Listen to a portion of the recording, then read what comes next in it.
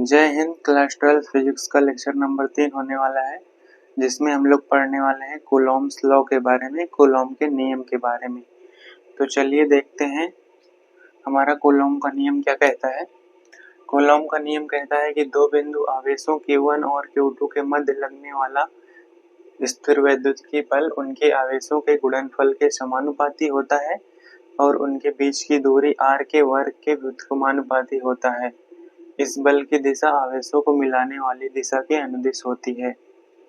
तो इसके कहने का अर्थ क्या है, समझिएगा कि ये कह रहा है कि दो आवेश हैं, उनके मध्य जो बल लग रहा है, दोनों आवेशों के मध्य जो बल लग रहा है वो क्या होता है, बल जो होता है, वो जो बल लग रहा है वो बल होता है, वो उन दोनों आवेशों के गुणनफल के समानुपाती होता है। समानुपाती का अर्थ है कि अनुपात में समान होता है कि मतलब जितना Q1 आवेश, मान लीजिए कोई दो आवेश है तो जितना Q1 आवेश बढ़ेगा उतना ही Q2 आवेश बढ़ेगा। इसे ही समानुपाती कह दिया जाता है। आप लोग समझ सकते हैं इससे। तो ये कह रहा है कि कोई दो आवेश है, उनके मध्य जो बल लग रहा है वो बल हमारा उन दोनों आवेशों के गुणनफल के क्या हो जाता है, समानुपाती हो जाता है। ये है हमारा समानुपाती का चिन्ह है। तो देखिए Q1 आवेश है, Q2 आवेश है, इनके मध्य बल लग रहा है, एक दूसरे पर बल लगा रहे हैं और ये क्या हो जाता है हमारा, इन दोनों आवेशों के गुणनफल के क्या हो जाता है, ये बल समानुपाती हो जाता है। ये समानुपाती का चिन्ह है। तो हम आधे डेफिनेशन से इसका समीकरण 1 बना लेंगे। तो देखिए अब आगे क्या हो रहा, आगे क्या कह रहा है, और उनके बीच की दूरी r के वर्ग के व्युत्क्रमानुपाती होता है। और जो वह बल होता है हमारा दोनों आवेशों के मध्य जो दूरी होती है, मान लीजिए दूरी r है, तो r के स्क्वायर के, r के वर्ग के क्या हो जाएगा, वो बल व्युत्क्रमानुपाती हो जाएगा इस कूलॉम के नियम के अनुसार। तो वही यहाँ पर लिखा गया है व्युत्क्रमानुपाती का चिन्ह। तो ये जो बल होता है हमारा, इन दोनों के मध्य जो बल होगा वो क्या हो जाएगा, इनके बीच की दूरी के क्या हो जाएगा, स्क्वायर के व्युत्क्रमानुपाती हो जाएगा।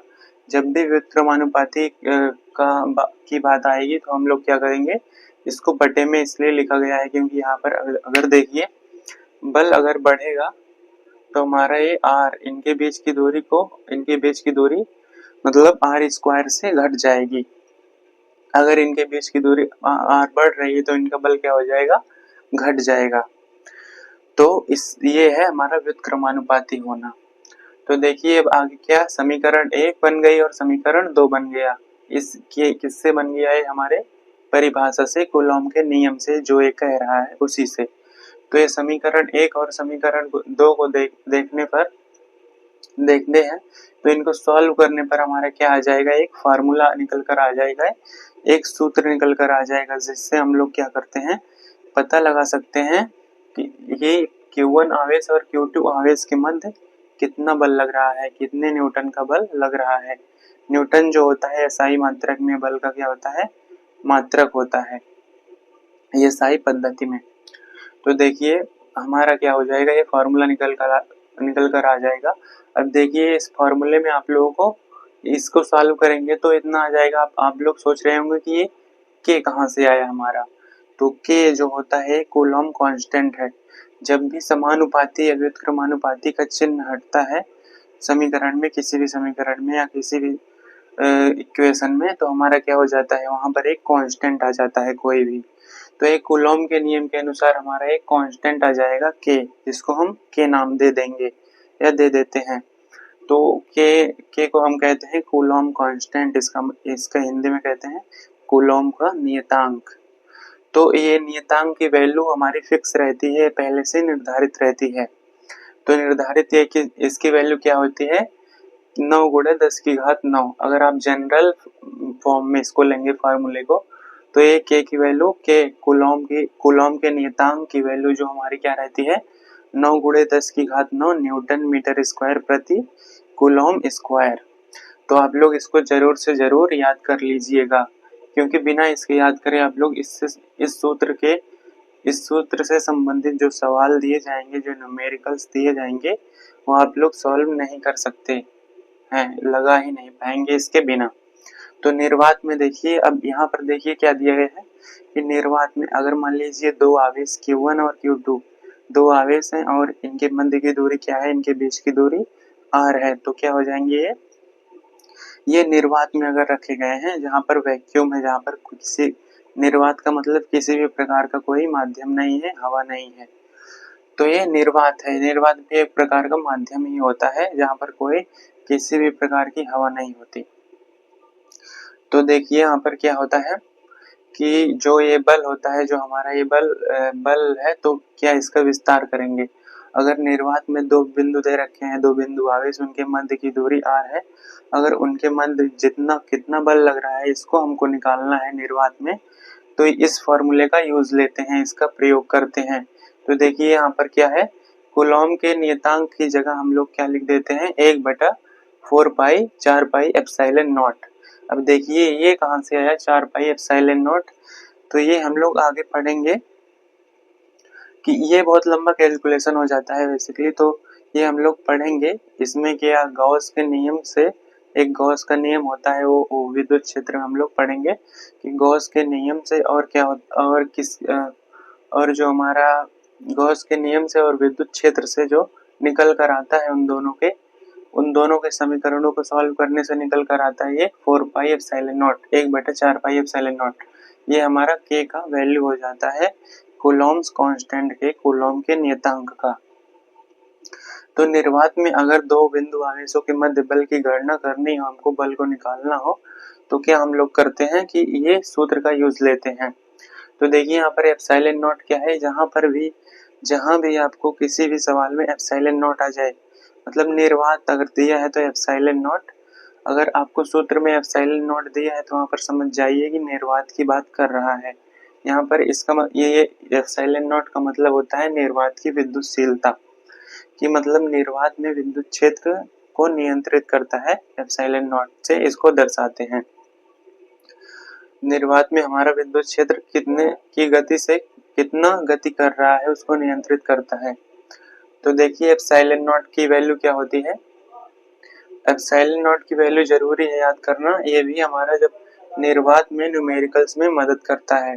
निर्वात जहाँ पर दिया रहता है बिंदु आवेशों के, वहां पर हमारा न्यूमेरिकल्स में मदद करता है। तो देखिए एप्सिलॉन नॉट की वैल्यू होती है 8.85 गुणा 10 की घात -12 कूलॉम स्क्वायर प्रति न्यूटन मीटर स्क्वायर। ये हमारा मात्रक होता है किसका, एप्सिलॉन नॉट का, उसको हम आगे चर्चा करेंगे। तो देखिए हमारा जो कूलॉम का नियतांक है, के कांस्टेंट है, के की निर्भरता, के किस किस पर निर्भर करता है, बेसिकली के की निर्भरता किस किस पर होती है। तो के पहला जो हमारा के निर्भर करता है वो किस पर, मात्रक पद्धति पर, की यूनिट्स पर, इसकी यूनिट क्या होंगी, तो देखिए, और दूसरा जो हमारी इसकी निर्भरता है वो क्या होती है, माध्यम पर, कि किस मीडियम में रखा गया है। जैसे जल एक माध्यम होता है, हवा एक माध्यम होती है, और निर्वात भी एक माध्यम होता है। तो देखिए पहले हम देख लेते हैं कि के की निर्भरता हमारी किसमें, मात्रक पद्धति में। तो इसमें पहला पॉइंट हमारा क्या हो जाएगा, एसआई मात्रक। तो के मात्रक की गणना हम लोग करते हैं एसआई मात्रक में, एसआई पद्धति में के मात्रक की गणना, तो यहाँ पर देखिए पहले तो अगर आप लोगों को गणना करनी है तो आप लोग डायरेक्ट किसका फार्मूला देखिए, कूलॉम के नियम से जो सूत्र निकल कर आया है उस पर गौर कीजिए आप लोग। तो देखिए यहाँ पर न्यूटन का क्या बल का मात्रक क्या होता है, न्यूटन। एसआई पद्धति में हम लोग बात कर रहे हैं, एसआई मात्रक बल का होता है न्यूटन, और के का हम लोग को मात्रक की गणना करनी है एसआई पद्धति में, तो के एज इट इज रहेगा। और हमारा जो आवेश का मात्रक होता है एसआई पद्धति में वो होता है कूलॉम। इसकी चर्चा हम लोग कर चुके हैं पिछली कक्षाओं में। तो यहाँ पर कूलॉम आवेश 2 बार लिखा गया है, तो हम लोग कूलॉम 2 बार लिखेंगे, इसका मल्टीप्लाई होगा। और यहाँ पर आर जो है वो दूरी को प्रदर्शित कर रहा है, इसलिए दूरी का मात्रक होता है मीटर, और यहाँ पर क्योंकि आर स्क्वायर है इसलिए यहाँ पर मीटर स्क्वायर हो जाएगा। तो देखिए यहाँ पर क्या निकल कर आता है, न्यूटन बराबर के इंटू क्या होता है, के कांस्टेंट इंटू कूलॉम स्क्वायर बटे मीटर स्क्वायर, और यहाँ पर बराबर करने पर हम देखिए हमारा क्या निकल कर आता है, न्यूटन मीटर स्क्वायर प्रति कूलॉम स्क्वायर। आप लोग देख सकते हैं कि हमारा जो क्या कूलॉम के नियतांक का जो हमारी एसआई मात्रक होता है, कूलॉम के नियतांक का जो मात्रक होता है वो न्यूटन मीटर स्क्वायर प्रति कूलम स्क्वायर होता है। अब इसकी विमा भी आप लोग याद कर लीजिएगा, यहाँ पर मैंने लिख दिया है, नोट कर लीजिएगा, m1l3t-4a-2 इसकी पावर में। तो अब हम लोग देख लेते हैं एप्सिलॉन नॉट के लिए, मतलब एप्सिलॉन नॉट का एसआई पद्धति में क्या होता है, मात्रक की गणना कैसे की जाती है। इस तो मतलब देख लेते हैं कि इसकी मात्रक की गणना कैसे होती है।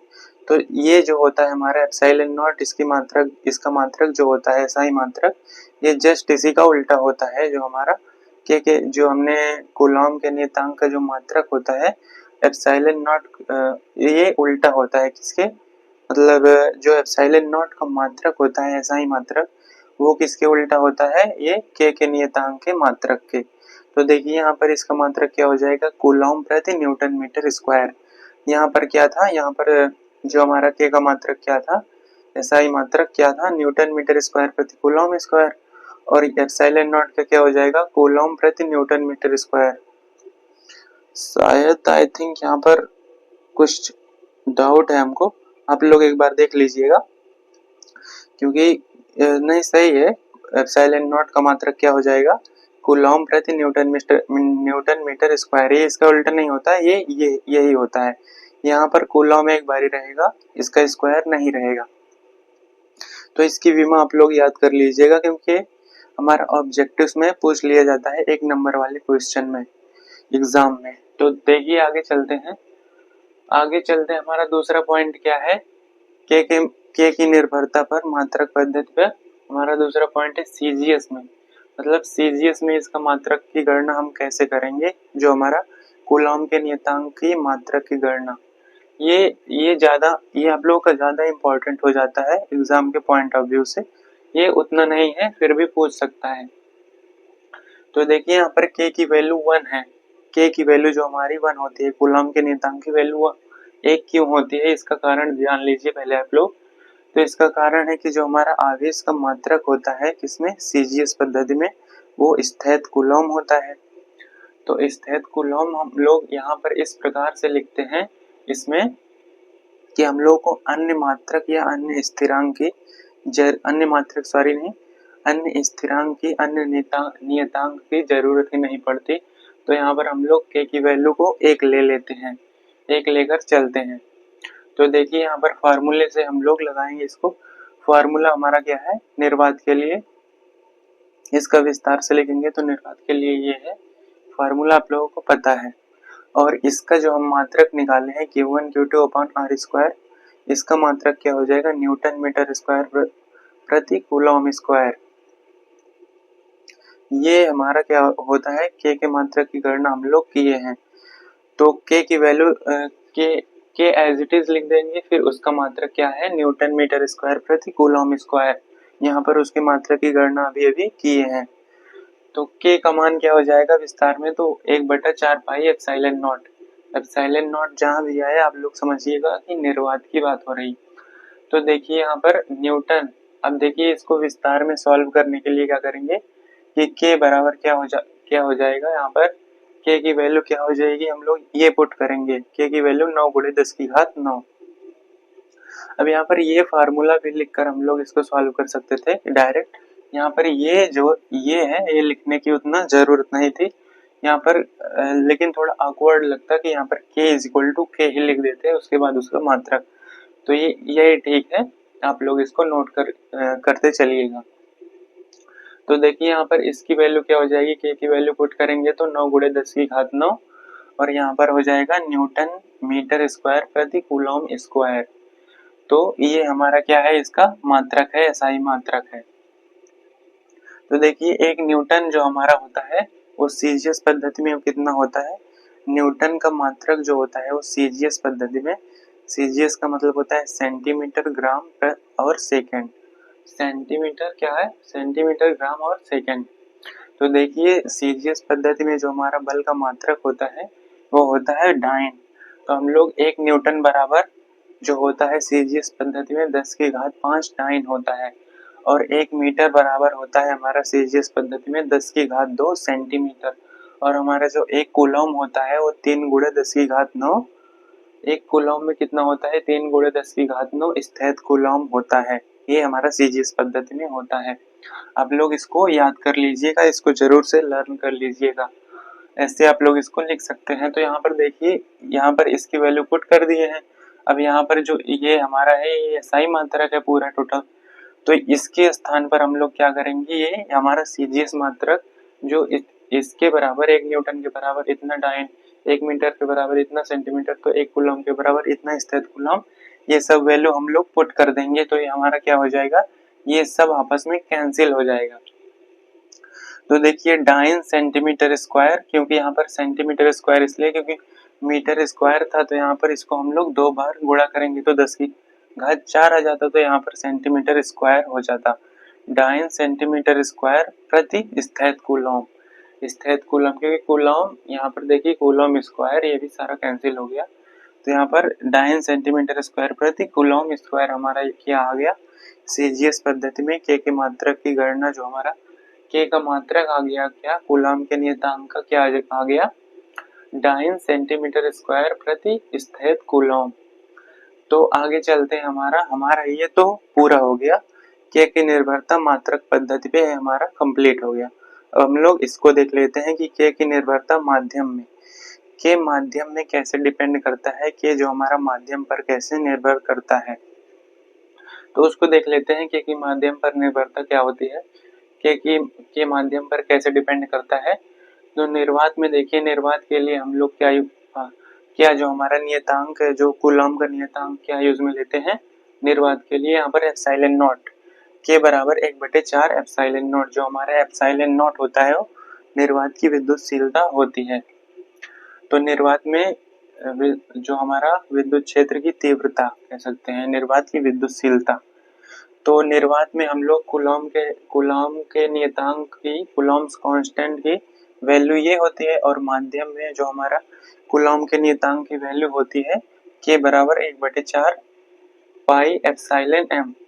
अब यहाँ पर देखिए एप्सिलॉन m आ गया, तो यहाँ पर m जो है हमारा, m जो है माध्यम है, m का इंग्लिश में हम लोग इसको मीडियम कहते हैं, माध्यम को इंग्लिश में मीडियम कहते हैं। तो इसको m से यहाँ पर डिनोट किया गया है, दर्शाया गया है। तो इसलिए आप लोग इसको माध्यम में क्या होता है, हमारा कूलम का नियतांक 1/4 pi epsilon m, epsilon medium माध्यम। तो आगे देखिए, यहाँ पर मान लीजिए 2 बिंदु आवेश हमारा निर्वात में रखे गए हैं, तो क्या होगा वहां पर एप्सिलॉन नॉट, उनकी विद्युतशीलता क्या होगी, निर्वात की विद्युतशीलता एप्सिलॉन नॉट होगी। अगर 2 बिंदु आवेश हमारे किस पर रखे गए हैं, अगर किसी माध्यम में रखे गए हैं, तो इनके बीच, अगर 2 बिंदु आवेशों के बीच की दूरी r है और किसी माध्यम में रखे गए हैं, तो क्या कि एप्सिलॉन m में रखे गए हैं। तो ये आप लोगों को समझने के लिए बॉक्स बनाया गया है कि एप्सिलॉन नॉट जहां पर आया है वहां निर्वात में दोनों बिंदु आवेश रखे गए हैं जिनके बीच की दूरी r है, और जहां एप्सिलॉन m आया है वहां पर यह समझने के लिए बनाया गया है कि वो बिंदु आवेश जिनके बीच की दूरी r है वो हमारे किसी माध्यम में रखे गए हैं जो एक दूसरे पर बल लगा रहे हैं। तो देखिए यहाँ पर कैसे बनता है F निर्वात। निर्वात में जो हमारा निर्वात का फार्मूला क्या होता है, निर्वात का ये होता है कि अगर कोई बिंदु आवेश निर्वात में रखे गए हैं, 2 बिंदु आवेश, और उनके मध्य जो है वो एक दूसरे पर बल लगा रहे हैं, वो कितना बल लगा रहे हैं उसकी गणना करने के लिए हम लोग इस सूत्र का यूज लेते हैं। तो ये हमारा यहाँ पर क्या होता है, लिखा गया है एप्सिलॉन नॉट। निर्वात में हमारा क्या है, 2 बिंदु आवेशों के मध्य जितना वो आपस में बल लगा रहे हैं एक दूसरे पर, उनकी गणना निर्वात में वो कुछ दूरी पर अगर रखे गए हैं, तो इस नियम के अनुसार, कूलम के नियम के अनुसार, और कोई 2 बिंदु आवेश जिनके मध्य की दूरी r है, अगर वो माध्यम में रखे गए हैं, जैसे कि हवा, पानी या और किसी माध्यम में रखे गए हैं, तो हमारे उनके मध्य जो आपस में वो बल लगा रहे हैं, जो आपस में बल लगा रहे हैं, इनके बल की गणना करनी हो तो हमारा कौन सा फार्मूला यूज लेते हैं, यही फार्मूला बनता है। तो यहाँ पर एप्सिलॉन नॉट के जगह पर हम लोग एप्सिलॉन m लिख लेते हैं, बस इतना ही अंतर यहाँ पर आया है। एप्सिलॉन m इसलिए क्योंकि यहाँ पर माध्यम है, माध्यम में हम लोगों को 2 बिंदु आवेशों के बीच बल की गणना करनी है। तो यहाँ पर ऐसे बन जाता है समीकरण 1 और ऐसे बन जाता है समीकरण 2। तो समीकरण 1 और समीकरण 2 को हम लोग क्या करते हैं, डिवाइड करते हैं, भाग लगा देते हैं। तो F निर्वात और F माध्यम, यानी कि निर्वात में दो बिंदु आवेश जिनके बीच की दूरी r है, वो आपस में जितना बल लगा रहे हैं, और माध्यम में दो बिंदु आवेश जिनके बीच की दूरी r है, वो आपस में जितना बल लगा रहे हैं, उन दोनों का हम लोग क्या करते हैं, भाग लगा देते हैं, डिवाइड कर देते हैं। तो डिवाइड करने पर देखिए क्या आता है, ये दोनों जो हमारे होते हैं ये सभी हमारा कैंसिल हो जाएगा। ये इतना पार्ट जो हमारा सेम टू सेम जो दिख रहा है ये कैंसिल हो जाएगा, और ये हमारा एज इट इज इसको लिखेंगे। फिर ये जब हमारा यहाँ पर मल्टीप्लाई करेंगे तो ये क्या हो जाएगा, ये हमारा जो रिवर्स हो जाएगा, उलट जाएगा, पलट जाएगा वही। तो जो जब यहाँ पर मल्टीप्लाई होगा तो देखिए यहाँ पर 4 पाई से कैंसिल हो जाएगा। मल्टीप्लाई किए बिना कैंसिल मत करिए, क्योंकि यहाँ पर ये रूल है कि मल्टीप्लाई करेंगे तो कैंसिल करेंगे तो ज़्यादा बेटर रहता है। तो यहाँ पर क्या निकल कर आ जाएगा हमारा, एप्सिलॉन m बटे एप्सिलॉन नॉट। अब देखिए एप्सिलॉन m क्या है, माध्यम की विद्युतशीलता, और एप्सिलॉन नॉट क्या है, निर्वात की विद्युतशीलता। तो ये हमारा फाइनली आ गया। तो इसको हम क्या कहते हैं, अब देखिए ये तो चल ही रहा था एज इट इज, तो इसके बराबर हमारा क्या आ गया, इसके ये आ गया। तो इसको हम कह सकते हैं इनडायरेक्टली, मतलब इसको डायरेक्टली कह सकते हैं कि एप्सिलॉन r। अब देखिए एप्सिलॉन r क्या होता है, परावैद्युतांक होता है। अभी आगे हम लोग परावैद्युतांक के बारे में थोड़ी सी चर्चा करेंगे। तो देखिए epsilon m by epsilon not, इसको हम लोग कह सकते हैं कि संक्षेप में कह सकते हैं कि ये हमारा एप्सिलॉन r हो जाता है। ये परावैद्युतांक इसको हम कहते हैं। ये परावैद्युतांक का सूत्र होता है, इसलिए इसकी जगह पर हम एप्सिलॉन r लिख सकते हैं, जो कि हमारा होता है परावैद्युतांक या अपेक्षिक विद्युतशीलता होता है। तो F निर्वात बाई F माध्यम बराबर F निर्वात बटे, मतलब निर्वात में जितना बल वो एक दूसरे पर लगा रहे हैं आवेश दोनों, और माध्यम में जितना एक दूसरे पर बल लगा रहे हैं आवेश दोनों, उनके बराबर में क्या आ जाता है, एप्सिलॉन r परावैद्युतांक। तो देखिए यहाँ पर ये हमारा ये भी एक सूत्र ही है, आप लोग एक सूत्र याद कर लीजिए, बाकी सब याद हो जाएगा इसमें। तो देखिए अगर आपको दो बिंदु आवेश निर्वात में और दो बिंदु आवेश माध्यम में दिए गए हैं जिनके बीच की दूरी r है, और उनके बीच जितना भी बल लग रहा है अगर वो आप लोगों को दिया गया है, तो आप लोग परावैद्युतांक ज्ञात कर सकते हैं। अब आगे देखिए यहाँ से मेन सूत्र जो हमारा बन रहा है वो क्या है, F माध्यम। इसका मतलब है दो बिंदु आवेश जो जिनके बीच की दूरी r है, अगर वो माध्यम में रखे गए हैं तो उनके बीच हमारी बल की जो गणना कैसे करेंगे, वो इस सूत्र के द्वारा हम कर सकते हैं कि उनके बीच जितना भी बल निर्वात में लग रहा है, वो एक दूसरे पर जितना बल निर्वात में लगा रहे हैं, और उसके बटे में उस वस्तु का या उस आवेश का जितना भी परावैद्युतांक है, उस पर जितना परावैद्युतांक है उसका बटे में, और वहां पर यह माध्यम, मतलब मीडियम में हमारा जो माध्यम में उन पर जितना बल लग रहा है वो निकल कर आ जाएगा। यह सूत्र आप लोग जरूर से याद कर लीजिएगा। तो आशा करता हूँ कि आप लोग समझ पाए होंगे। तो आप लोग इसको नोट करना हो तो नोट कर लीजिए। चलिए हम लोग आगे देखते हैं परावैद्युतांक क्या होता है। चलिए इसको समझते हैं।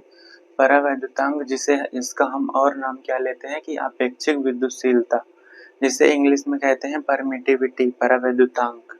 तो देखिए परावैद्युतांक क्या होता है, इसको समझने से पहले हम लोग क्या समझ लेते हैं, परावैद्युत पदार्थ क्या होते हैं। जो परावैद्युत पदार्थ होते हैं वो ऐसे पदार्थ होते हैं, वो ऐसे कुचालक पदार्थ होते हैं जिनमें विद्युत धारा प्रवाहित नहीं हो सकती है। तो वो विद्युत धारा को प्रवाहित नहीं कर सकते हैं, लेकिन अगर उन पदार्थों को हम किसी विद्युत क्षेत्र के संपर्क में लाते हैं तो क्या करते हैं, अपने आप को ध्रुवित कर लेते हैं, पोलराइज कर लेते हैं। पोलराइज का अर्थ है कि उनमें तो मुक्त इलेक्ट्रॉन होते नहीं है, क्योंकि उनमें विद्युत धारा प्रवाहित नहीं हो सकती है। तो हमारे क्या होते हैं, वो उनमें उनके जो अणुओं और परमाणुओं के बीच में जो हमारे इलेक्ट्रॉन होते हैं, धनावेश और ऋणावेश होते हैं, वो क्या करते हैं, अपने आप को क्या करते हैं, सुव्यवस्थित कर लेते हैं, दोबारा से पुनर्व्यवस्थित कर लेते हैं एक ही दिशा में, या कह सकते हैं कि ऐसे करके। तो देखिए परावैद्युतांक किसे कहते हैं। परावैद्युतांक को हम तीन आधार पर बांट के समझते हैं। कि ये मेनली 3 चीज़ों पर निर्भर करते हैं, 3 बिंदुओं पर निर्भर करते हैं। तो क्या है 3 बिंदु? पहला है हमारा विद्युतशीलता पर निर्भर करते हैं, दूसरा विद्युत बल पर निर्भर करते हैं और तीसरा क्या है? तीसरा हमारा धारिता पर निर्भर करते हैं। तो जो हमारा तीसरा बिंदु है वो हमारे सिलेबस में नहीं है, तो हम लोगों को केवल 2 ही बिंदुओं पर चर्चा करनी होगी कि इन बिंदुओं के हिसाब से हमारा परावैद्युतांक कैसे परिभाषित होता है।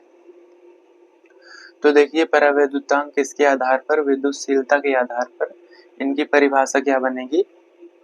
तो देखिए किसी माध्यम की विद्युतशीलता और निर्वात की विद्युतशीलता के अनुपात को हम क्या कहते हैं? परावैद्युतांक कहते हैं या आपेक्षिक विद्युतशीलता कहते हैं।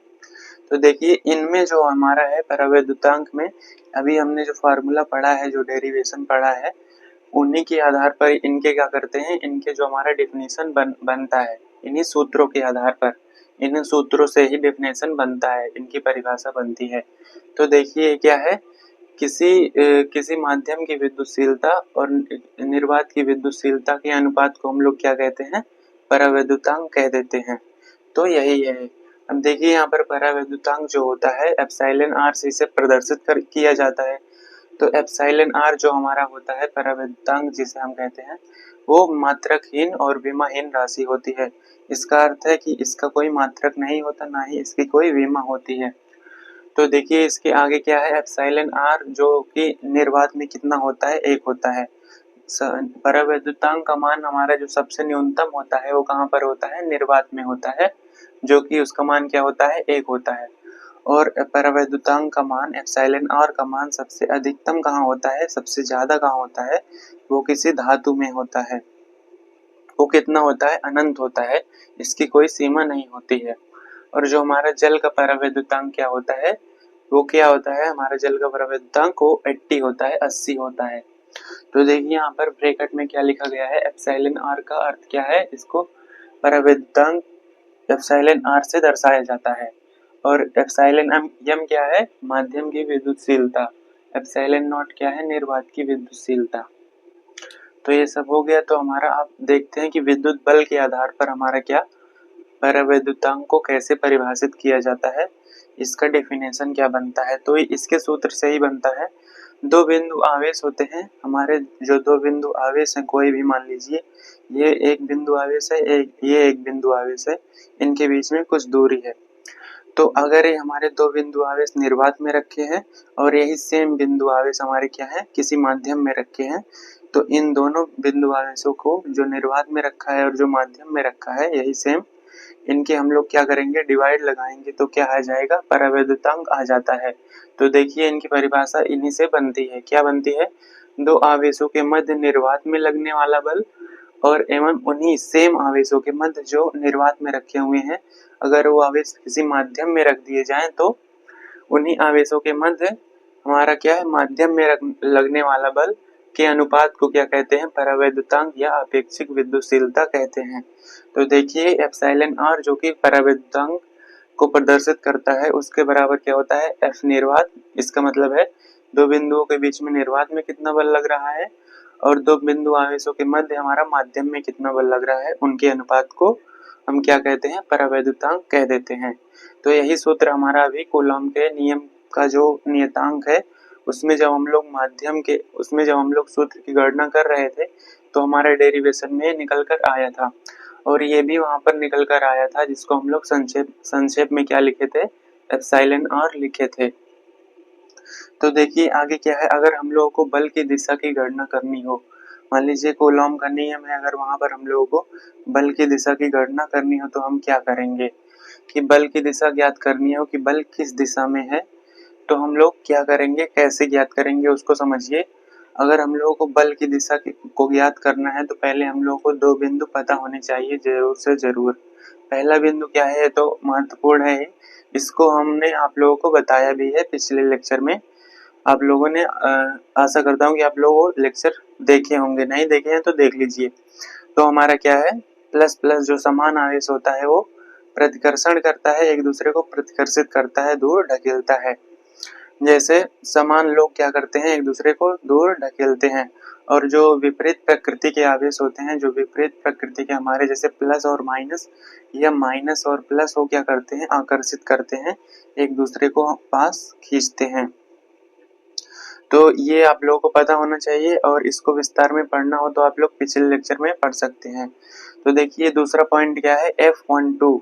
यहाँ पर क्या है, जो हमारा पहले लिखा होता है वो क्या है, वो आवेश Q1 पर Q2 के कारण बल लग रहा है।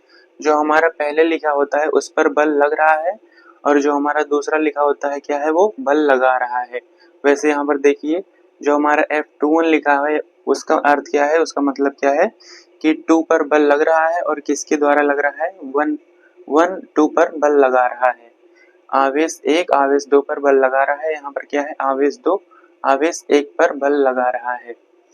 तो आवेश Q1 पर Q2 के कारण बल, या आवेश Q2 पर Q1 के कारण बल, जो पहले लिखा होता है उस पर बल लग रहा होता है, और जो बाद में लिखा होता है वो पहले वाले पर बल लगा रहा होता है। तो देखिए यहाँ पर इसके माध्यम से हम ये बिंदु तो समझ लिए हम। अब हम लोग बल की दिशा की गणना कैसे करते हैं, इसको ज्ञात कैसे करेंगे। तो मान लीजिए दो बिंदु आवेश है Q1 और Q2। ये हमारे क्या है, पहला बिंदु आवेश भी पहले और दूसरा बिंदु आवेश हमारे क्या है, दोनों धनावेशित हैं, दोनों समान आवेश के हैं। तो यहाँ पर क्या हो जाएगा, समान आवेश एक दूसरे को प्रतिकर्षित करते हैं, दूर ढकेलते हैं। तो ये क्या हो जाएगा, इनकी दिशा विपरीत हो जाएगी, क्योंकि कूलॉम के नियम में कहा गया है कि दो बिंदु आवेशों के बीच हमारा जो दो बिंदु आवेशों के मिलाने वाली रेखा के अनुदिश हमारा क्या होती है, बल की दिशा होती है। तो यहाँ पर बल की दिशा क्या है, दो बिंदु आवेशों के मिलाने वाली रेखा के बीच हमारे यहाँ पर बल की दिशा क्या है, इसके अनुदिश ही है। तो देखिए अनुदिश कैसे है, क्योंकि यहाँ पर समान आवेश एक दूसरे को प्रतिकर्षित कर रहे हैं, तो यहाँ पर प्रतिकर्षण बल लग रहा है। तो दो बिंदुओं को मिलाने वाली रेखा के दो बिंदु आवेशों के बीच मिलाने वाली रेखा के बीच हमारा क्या है, प्रतिकर्षण बल के कारण हमारा एक दूर बल लग रहा है। जैसे ये Q2 आवेश Q1 पर बल लगा रहा है, तो ये इस दिशा में बल लग रहा है, प्रतिकर्षण बल लग रहा है। और Q1 आवेश Q2 पर बल लगा रहा है, तो यहाँ पर भी प्रतिकर्षण बल लग रहा है, दूर ढकेलने वाला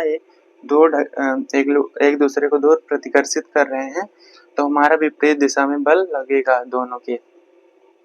तो आगे देखिए हमारा, अगर आवेश हमारे क्या है, एक माइनस हो एक प्लस हो, तब क्या होता है, या पहले देख लेते हैं कि दोनों अगर माइनस हो, प्लस वाला देख चुके हम लोग। अब देखिए माइनस वाला, अगर दोनों आवेश माइनस हो, दोनों आवेशों पर हमारा क्या है, आवेश हो माइनस, जो हमारे चार्ज है वो माइनस माइनस है। तो देखिए वही सेम चीज होगा, ये आवेश Q1 है और ये आवेश Q2 है, और यहाँ इस पर भी माइनस चार्ज है, इस पर भी माइनस चार्ज है, आवेश है। तो देखिए ये दोनों एक दूसरे को, यहाँ पर प्रतिकर्षण बल लगेगा, ये दोनों एक दूसरे को दूर ढकेलेंगे। तो Q1 जब Q2 पर बल लगा रहा होता है तो किस दिशा में बल लगाएगा, प्रतिकर्षण की दिशा उसकी यही होगी, ये दिशा होगी, ये हमारी दिशा हो जाएगी सॉरी। और जो हमारा जब Q2 Q1 पर बल लगा रहा होता है तो क्या होगा, प्रतिकर्षण बल, प्रतिकर्षण की दिशा क्या हो जाएगी, ये हो जाएगी। तो इन दोनों बिंदुओं के मिलाने वाली जो रेखा है, ये इनके अनुदिश ही बल लग रहा है, वो हमारा क्या है, प्रतिकर्षण बल लग रहा है। अब देखिए अगर एक हमारा क्या है, एक निगेटिव है एक पॉजिटिव है, एक अगर हमारा एक बिंदु आवेश पर ऋणावेश चार्ज है और दूसरे पर हमारा क्या है, धनावेश है, तब क्या होता है सॉरी, मान लीजिए यहाँ पर Q1 आवेश है और Q2 आवेश दिया गया है। तो देखिए Q1 पर हमारा ऋणात्मक आवेश है और Q2 पर क्या है, धनात्मक आवेश है। तो देखिए ये दोनों क्या करेंगे, क्योंकि यहाँ पर हमने अभी देखा कि जो विपरीत प्रकृति के आवेश होते हैं, जैसे प्लस माइनस या माइनस प्लस, वो क्या करते हैं, एक दूसरे को पास खींचते हैं, एक दूसरे को पास बुलाते हैं, आकर्षित करते हैं। तो देखिए यहाँ पर आप लोग देख सकते हैं Q1 पर निगेटिव चार्ज है, ऋणात्मक आवेश है, और Q2 पर धनात्मक है। तो यहाँ पर बल कैसे कार्य करेगा, Q1 जब Q2 पर बल लगाएगा, यहाँ पर F12 1 पर बल लग रहा है, कौन लगा रहा है, 2 लगा रहा है। जब Q2 Q1 पर बल लगाएगा तो किस दिशा में लगाएगा, इस दिशा में इसको आकर्षित करने की, यहाँ पर आकर्षण बल लग रहा है तो आकर्षण बल की दिशा में यहाँ पर बल लगेगा। और जब हमारा Q2 पर बल लगाएगा कौन, Q1, तो किस दिशा में लगाएगा, इस समान दिशा में, इसी के दिशा में लगाएगा, इसी आवेश की दिशा में। तो दोनों आवेश एक दूसरे की दिशा में बल लगाएंगे जिससे कि यह पता चलता है कि यहाँ पर कौन सा बल लग रहा है, आकर्षण बल लग रहा है, एक दूसरे को ये आकर्षित कर रहे हैं, पास बुला रहे हैं, तो बल लग रहा है, तो इनकी दिशा यहाँ से ऐसे पता चलेगी। अब देखिए अगर हमारा Q1 पर प्लस है और Q2 पर माइनस है तब क्या होगा, तो देखिए Q1 पर अगर प्लस है Q2 पर माइनस है तो सेम केस हो जाएगा, क्योंकि ये दोनों ये भी विपरीत प्रकृति के आवेश की कैटेगरी में आता है, इसकी श्रेणी में आता है, तो वही सेम चीज होगी।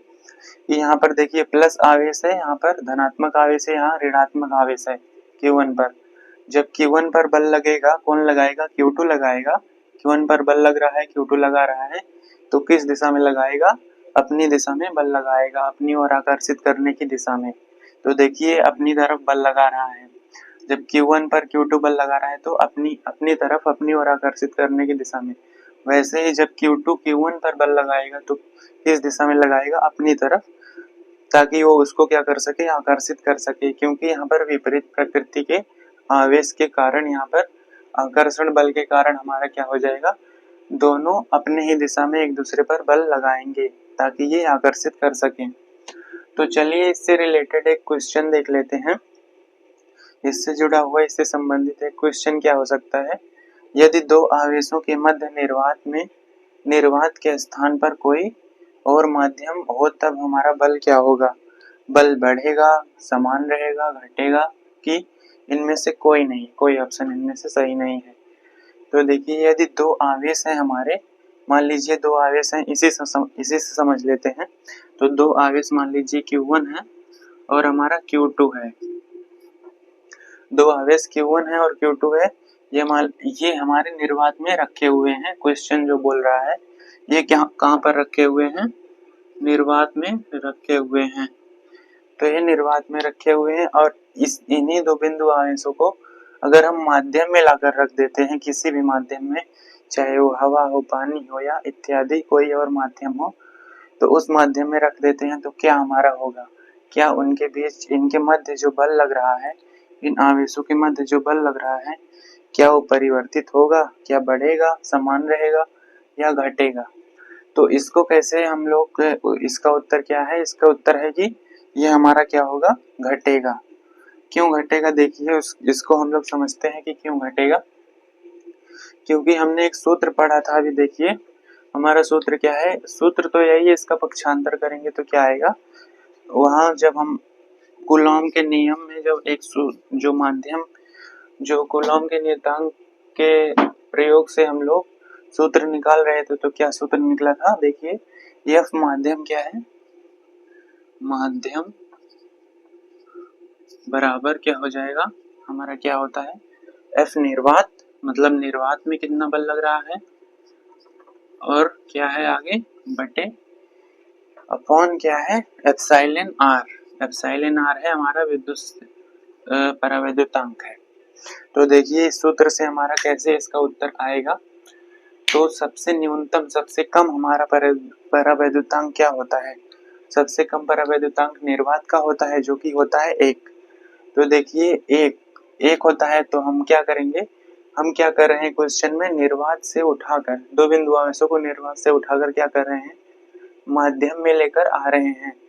तो स्पष्ट है कि अगर हम माध्यम में लेकर आ रहे हैं तो क्या होता है कि जो हमारा माध्यम का परावैद्युतांक होता है, कोई भी माध्यम हो, आप कोई भी माध्यम ले लीजिए, क्योंकि यहाँ पर सबसे कम, जो सबसे न्यूनतम हमारा परावैद्युतांक होता है वो निर्वात का होता है, और जब हम माध्यम में लेके आएंगे तो क्या होगा, आप हमेशा याद रखना कि जब माध्यम का परावैद्युतांक क्या होता है, हमेशा 1 से ज्यादा होता है। तो देखिए जब यहाँ पर पहले 1 था, हमारा परावैद्युतांक 1 था, तो कोई प्रभाव नहीं पड़ रहा था। अब हमारा 1 से ज्यादा होगा, यानी कि ये क्या होगा, बढ़ेगा, क्योंकि ये हमारा F माध्यम, ये F माध्यम का मतलब है कि माध्यम में इनके बीच कितना बल लगेगा, तो ये इसके क्या है, व्युत्क्रमानुपाती है। अब देखिए एफ माध्यम यहाँ पर कांस्टेंट आ जाएगा, एफ माध्यम व्युत्क्रमानुपाती क्या है किसके, 1/एप्सिलॉन r ऐसे लिख सकते हैं। तो अगर ये हमारा बढ़ेगा तो क्या होगा, ये घट जाएगा, क्योंकि ये जब कोई चीज व्युत्क्रमानुपाती होती है तो कोई एक बढ़ता है तो कोई एक घट जाता है। तो देखिए जब हम माध्यम में लेके आएंगे इन दोनों बिंदु आवेशों को तो परावैद्युतांक क्या होगा हमारा, एक से ज्यादा हो जाएगा, इसका मतलब है बढ़ेगा। तो ये क्या हो जाएगा, इनके बीच जो बल लग रहा है वो हमारा घट जाएगा।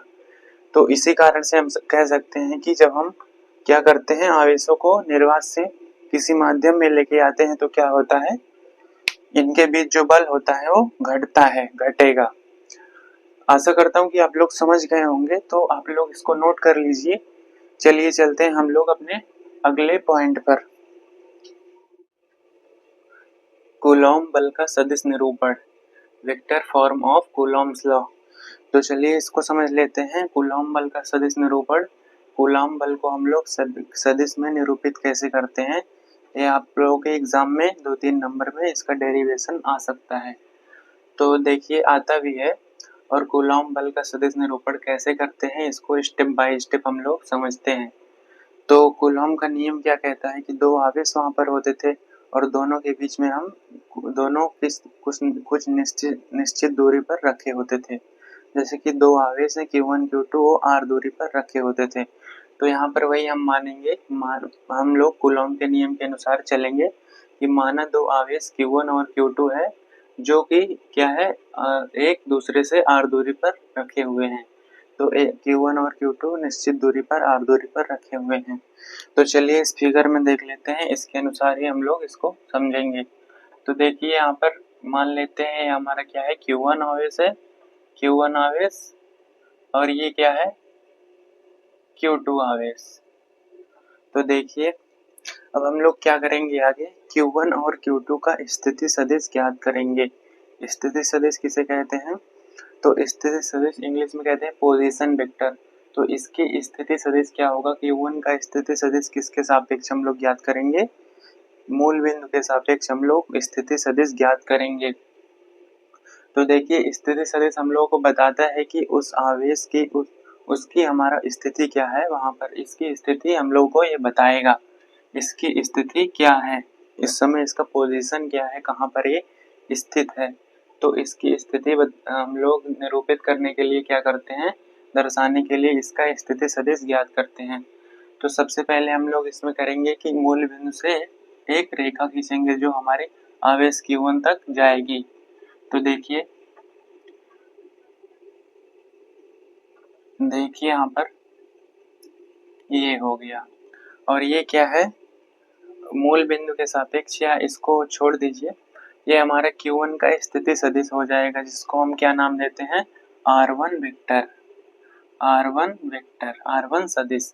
और यहाँ पर Q2 का स्थिति सदिश कैसे क्या होगा, Q2 का स्थिति सदिश ऐसे लाइन खींचेंगे मूल बिंदु तक, तो Q2 का स्थिति सदिश क्या होगा, R2 वेक्टर, R2 सदिश। तो Q1 और Q2 का स्थिति सदिश हम लोग याद कर लिए हैं। तो चलिए अब आगे चलते हैं। Q1 का स्थिति सदिश देखिए R1 वेक्टर है और Q2 का स्थिति सदिश जो है R2 वेक्टर है। यहाँ पर देखिए R1 वेक्टर यानी कि इसका मतलब है आवेश Q1 का स्थिति सदिश, आवेश Q1 कहाँ पर स्थित है इस ग्राफ पर, और Q2 R2 क्या है, R2 वेक्टर आवेश Q2 का स्थिति सदिश है। इसका मतलब है जो हमारा Q2 आवेश को ये R2 वेक्टर R2 सदिश इसका स्थिति सदिश है, इसको बता रहा है कि यह कहाँ पर स्थित है। तो आगे देखते हैं आगे क्या है, आगे क्या करेंगे हम लोग इसमें, आगे हम लोग यहाँ पर एक लाइन खींचेंगे, इन दोनों के बीच में हम लोग इन दोनों का क्या करेंगे, स्थिति सदिश ज्ञात करेंगे। तो अब देखिए यहाँ पर हम लोग क्या करेंगे, इन दोनों का स्थिति सदिश ज्ञात करेंगे। यहाँ पर देखिए एक ऐसी लाइन खींचेंगे जिसका सिरा हमारे किस तरफ है, Q2 आवेश की तरफ है। तो देखिए यहाँ पर क्या होगा, ये हो जाएगा हमारा R12 सदिश, सॉरी R21 सदिश। तो ये क्या है, R21 सदिश क्या है कि हमारा R21 सदिश क्या बता रहा है, देखिए R21 सदिश क्या बता रहा है, आवेश Q2 की स्थिति Q1 के सापेक्ष। तो जिस तरफ हमारा सिरा रहेगा वो क्या होगा, उसकी स्थिति बताएगा, और जिस तरफ यहाँ पर इसकी पूंछ है वो क्या होगा, उसके सापेक्ष हमारा बताया जाएगा। तो देखिए R21 वेक्टर क्या है, R21 वेक्टर बता रहा है किसकी स्थिति, Q2 आवेश की स्थिति बता रहा है, किसके सापेक्ष, Q1 के, इसकी स्थिति बता रहा है इसके सापेक्ष। तो R2 वेक्टर हमारा Q2 आवेश की स्थिति बता रहा है Q1 आवेश के सापेक्ष। तो यहाँ पर देखिए अब आगे आगे इसमें एक पॉइंट और है नोट करने का, यहाँ पर R1 कैप हम लोग इस सदिश की, इस जो R21 वेक्टर दिया गया है इसकी दिशा कैसे ज्ञात कर पाएंगे, इसका दिशा कैसे पता लगाएंगे। तो देखिए उसके लिए R21 कैप हम लोग ज्ञात करेंगे। R21 कैप क्या होता है, R21 कैप बेसिकली सदिश आप लोग पढ़े होंगे तो आप लोगों को पता होगा कि जब भी कोई हमारा ए कैप है, मान लीजिए ए कैप है, तो ए कैप हम किसे कहते हैं कि जब हम उसके सदिश को, उस पूरे सदिश को उसके परिमाण से भाग लगाते हैं, डिवाइड करते हैं, तो हमारा ए कैप आ जाता है। ए कैप क्या बताता है, उसकी किसी आवेश या किसी चीज की दिशा बताता है। तो इसको हम लोग क्या करते हैं, दिशा को निरूपित करने के लिए प्रयोग में लाते हैं। तो यहाँ पर वैसे R21 कैप क्या हमारा बताएगा, R21 सदिश की क्या बताएगा, दिशा बताएगा। तो ये क्या है, ये क्या है हमारा R21 कैप क्या है, R21 की दिशा में एकांक सदिश। तो इन दोनों के बीच में हमारा कुछ संबंध भी होगा। तो देखिए वो संबंध क्या होगा, ये वही इस फार्मूले के, ये एक फार्मूला है, आप लोग नोट कर लीजिएगा, इस फार्मूले के अकॉर्डिंग होगा। तो देखिए R21 कैप किसे कहेंगे, जब हम पूरे R21 सदिश को उसके R21 के परिमाण से भाग लगाएंगे तो हमारा क्या आ जाता है, R21 कैप आ जाता है।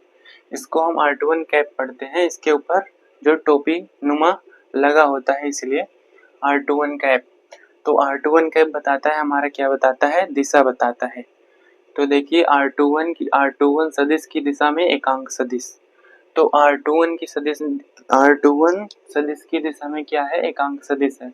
इसका मतलब है ये इसकी दिशा बता रहा है, R21 वेक्टर की दिशा बता रहा है, इसकी दिशा में क्या है, एक एकांक सदिश है।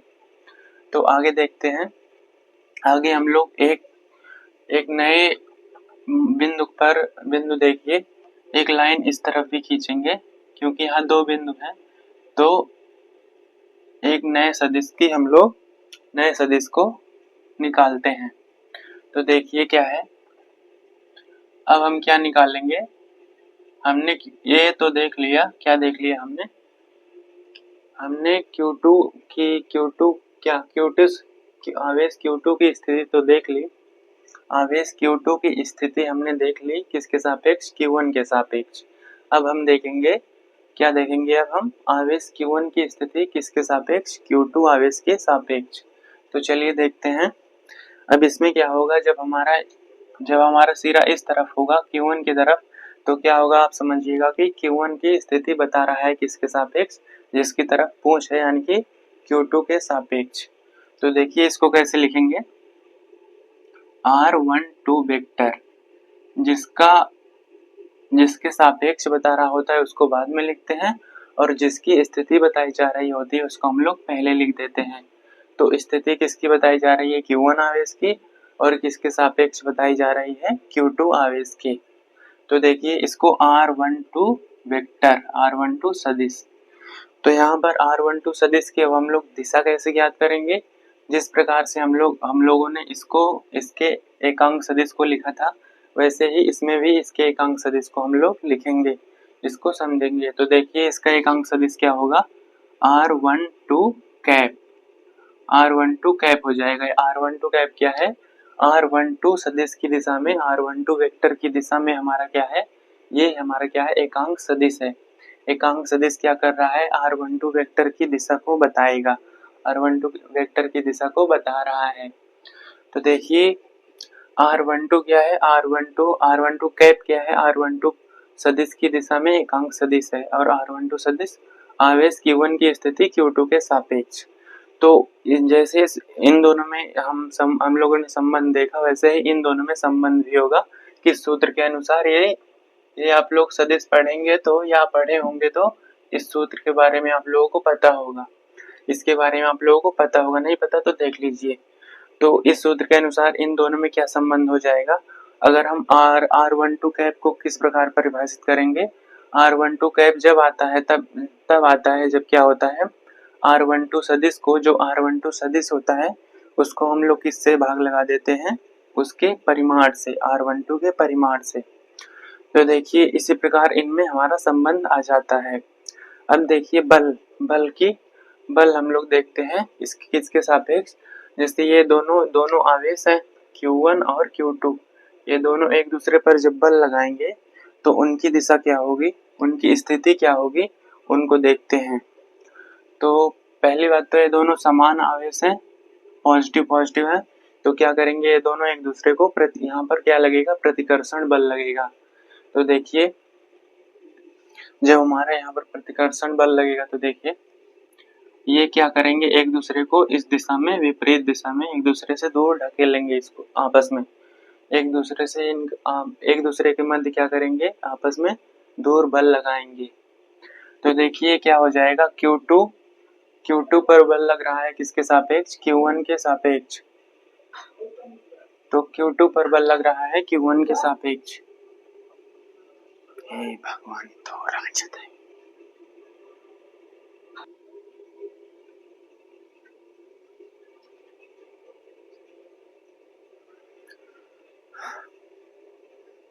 अब देखिए एक सवाल उठता है क्या, कि यहाँ पर ये दोनों आवेश क्या करेंगे, एक दूसरे पर बल कैसे लगाएंगे, Q1 Q2 पर बल कैसे लगाएगा और Q2 Q1 पर बल कैसे लगाएगा। तो देखिए क्योंकि ये दोनों प्लस प्लस हैं, ये दोनों क्या है, प्लस प्लस हैं, तो क्या करेंगे, ये दो यहाँ पर प्रतिकर्षण बल लगेगा, क्योंकि समान आवेश जब होते हैं तो प्रतिकर्षण बल लगता है। तो ये दोनों क्या करेंगे, एक दूसरे को दूर ढकेलेंगे, तो यहाँ पर क्या लगेगा, प्रतिकर्षण बल लगेगा। तो देखिए Q1 पर हमारा क्या लगाएगा, Q2 बल लगाएगा। तो इसको कैसे लिखेंगे, Q1 पर जब हमारा Q2 आवेश बल लगाएगा तो इसको हम लोग लिखेंगे F, क्या करेंगे, F12, इसको सदिश में ऐसे लिखते हैं। तो क्या इसका मतलब क्या है कि हमारा Q2 द्वारा, आवेश Q2 द्वारा Q1 पर बल लगाया जा रहा है। Q1 पर बल लग रहा है किसके द्वारा, Q2 के द्वारा। तो अब हमारा जब Q1 Q2 पर बल लगाएगा तब क्या होगा, देखिए जब हमारा Q1 क्या होगा, Q2 पर बल लगाएगा तो इसको हम लोग कैसे लिखेंगे। तो देखिए Q1 जब Q2 पर बल लगाएगा तो इसको ऐसे लिखेंगे F21 सदिश। इसको सदिश में हम लोग इसका सदिश निरूपण कर रहे हैं, तो ये सदिश का चिन्ह होता है, सदिश वेक्टर। तो देखिए ये क्या है, इसका अर्थ, इसका मतलब क्या है, इसको क्या पढ़ेंगे, Q1 द्वारा किस पर बल लगाया जा रहा है, Q2 पर। Q1 जब Q2 पर बल लगाया जाता है तो उसको F21 पढ़ते हैं, F21। तो आगे यहाँ पर देखिए, कहाँ, यहाँ पर, हाँ, तो देखिए F12 सदिश क्या है, आवेश Q1 पर Q2 के कारण बल लग रहा है, और F21 क्या है, आवेश Q2 पर Q1 के कारण बल लग रहा है। तो अब हम लोग यहाँ पर सारी चीजें कर चुके हैं मेन। तो अब हम लोग इसका क्या करेंगे, सदिश लिखेंगे। तो सदिश कैसे लिखा जाता है, जब भी किसी चीज का सदिश लिखा जाता है तो वहाँ पर परिमाण और दिशा दोनों साथ में होते हैं। अदिश एक, आप लोगों को पता होगा, एक अदिश राशि होती है, तो वहाँ पर केवल क्या होती है, वहाँ पर परिमाण होता है, दिशा नहीं होती। सदिश राशि में क्या होता है, हमारा परिमाण और दिशा क्या होती है, दोनों होती है। तो इसको साथ में लिखते हैं। तो अब देखिए इस कूलॉम के नियम से हम लोग क्या करेंगे, कूलॉम का नियम आप लोग पढ़ चुके हैं अभी। तो कूलॉम का नियम क्या कहता है, उसका कूलॉम के बल का सूत्र क्या है, Q1 Q2 के Q1 Q2 upon R square. तो इसको लिखेंगे। तो F12 का सदिश निकाल लेंगे। F12 क्या है, 1 पर बल लग रहा है, आवेश Q1 पर बल लग रहा है Q2 के कारण, तो F12 का सदिश निकाल लेंगे कूलॉम के नियम से, तो देखिए क्या होगा K(Q1Q2)/r²। तो ये हो जाएगा परिमाण। अब हम लोग परिमाण तो निकाल लिए, अब दिशा इसकी कैसे निकालेंगे। दिशा देखिए कैसे निकालते हैं इसकी। दिशा क्या होगी, F12 वेक्टर की F12 जो हमारा 1Q1 पर बल लग रहा है उसकी दिशा क्या होगी, उसकी दिशा कैसे पता करेंगे, कैसे लिखेंगे। तो देखिए जब भी हम इसकी दिशा निकालेंगे तो क्या करेंगे देखते हैं। तो यहाँ पर देखिए आप लोग R12 सदिश है, R12 सदिश और F12 जो हमारा इसका बल है उसकी दोनों की दिशा क्या है, समान है। R12 सदिश और F12 सदिश की क्या है, दिशा समान है। तो R12 पर हमारा R12 का एकांक सदिश दिया गया है, R12 की दिशा दी गई है, वो क्या है R12 R12 कैप, इसका एकांक सदिश दिया गया है। क्योंकि इन दोनों की दिशा समान है, F12 और R12 की दिशा समान है, तो क्या होगा R12 हमारा R12 R12 कैप क्या हो जाएगा हमारा F12 का क्या हो जाएगा, F12 सदिश का क्या हो जाएगा, F12 वेक्टर का हमारा क्या हो जाएगा, ये भी एकांक सदिश हो जाएगा। तो यहाँ पर इसी प्रकार से हम लोग लिख देते हैं कि यहाँ पर R12 कैप, इसी के कारण हम लोग यहाँ पर R12 कैप लिख देते हैं, क्योंकि इन दोनों की दिशा समान है। R12 सदिश की दिशा और F12 सदिश की दिशा समान होने के कारण यहाँ पर हम लोग देखते हैं कि R12 कैप का क्या हो जाएगा, ये दिशा बता रहा है। R सदिश की दिशा कौन बता रहा है, R12 सदिश की दिशा कौन बता रहा है, R12 कैप। तो और इन दोनों की दिशा समान है F12 और R12 की। तो यहाँ पर इसका एकांक सदिश ये है, R12 का एकांक सदिश R12 कैप है, तो F12 का भी एकांक सदिश क्या हो जाएगा, R12 कैप हो जाएगा। तो दिशा हम लोग यहाँ वहीं इसी प्रकार हम लोग दिशा इसकी क्या लिख देखते हैं, R12 कैप, R12 कैप क्या हो जाएगी, दिशा हो जाएगी। अब आगे भी हम लोग सेम टू सेम ऐसे ही करते हैं। तो देखिए F21 की दिशा कैसे पता लगाते हैं। F21 कूलॉम के नियम से तो हम लोग लिख देते हैं F21 का परिमाण K(Q1Q2)/r²। अब हम लोग इसका परिमाण तो हो गया, इसकी दिशा भी इसी प्रकार जिस प्रकार हम लोगों ने F12 की दिशा निकाली थी उसी प्रकार से ही उसी लॉजिक से होता है। तो देखिए F21 की दिशा कैसे होती है, निकाली जाती है, कैसे पता लगती है। तो देखिए हमारा जो होता है क्या, R21 सदिश जो होता है और R21 सदिश का एकांक सदिश क्या होता है, R21 कैप होता है। तो क्योंकि हमारा R21 सदिश और F21 सदिश का क्या है, R21 वेक्टर और F21 वेक्टर का दिशा समान है, तो R21 सदिश का हमारा क्या है, एकांक सदिश R21 कैप है। तो इसीलिए दोनों की दिशा समान होने के कारण F21 सदिश का भी हमारा क्या हो जाता है, एकांक सदिश R21 कैप हो जाता है। तो इसी कारण से हमारा यहाँ पर इसकी दिशा भी यही बताएगा, क्योंकि दोनों की दिशा समान है और उसी दिशा में वो भी उसकी दिशा बता रहा है। तो देखिए R21 कैप हमारी इसकी क्या हो जाएगी, F21 वेक्टर की दिशा हो जाएगी। तो अब हम इसमें आगे देख लेते हैं आगे क्या होता है, आगे का प्रोसेस। अब देखिए F12 वेक्टर में आगे का प्रोसेस क्या होता है, परिमाण और दिशा पता चलने के बाद। तो देखिए K(Q1Q2)/r²। अब हम लोग R12 कैप को क्या लिख सकते हैं, R12 कैप को हम लोग लिख सकते हैं यहाँ पर इसके संबंध जो हम लोगों ने बताया था R12 कैप का, तो उसी से हम लोग सूत्र से लिख सकते हैं। R12 कैप कहाँ से आता है, जब हम लोग पूरे R12 की क्या करेंगे, R12 सदिश को और R12 के परिमाण को भाग लगाएंगे तो क्या हो जाता है, R12 कैप हो जाता है। तो इसी कारण से हम लोग लिख देते हैं यहाँ पर इसके स्थान पर क्या लिख देते हैं, ये लिख देते हैं, ये सेम चीज वहां पर लिखी गई है, आप लोग देख सकते हैं। तो अब देखिए हम लोग क्या पता लगाते हैं कि R12 जो है, R12 का परिमाण और क्या है, इसका परिमाण R21 का परिमाण और जो क्या है, तो दोनों आवेशों का क्या है, दोनों सदिशों का परिमाण क्या है, इसको कैसे पता लगाएंगे। तो जो हमारा R12 का परिमाण होता है क्या, R21 का जो परिमाण होता है और R12 का परिमाण जो होता है वो क्या होता है, इनके बीच की दूरी के इन दोनों आयसों के बीच की दूरी के बराबर होता है। तो इसी कारण से हम लोग क्या लिख देते हैं, यहाँ पर इसके स्थान पर R लिख देते हैं। तो R, जब R यहाँ पर R आ जाता है तो R R में गुणा होगा तो क्या हो जाएगा, R R स्क्वायर में गुणा होकर हमारा R क्यूब बन जाता है। तो यहाँ से लिख देते हैं F12 वेक्टर बराबर KQ1 Q2 upon R cube, और यहाँ पर बचता है केवल A, R12 वेक्टर, R12 सदिश बचता है।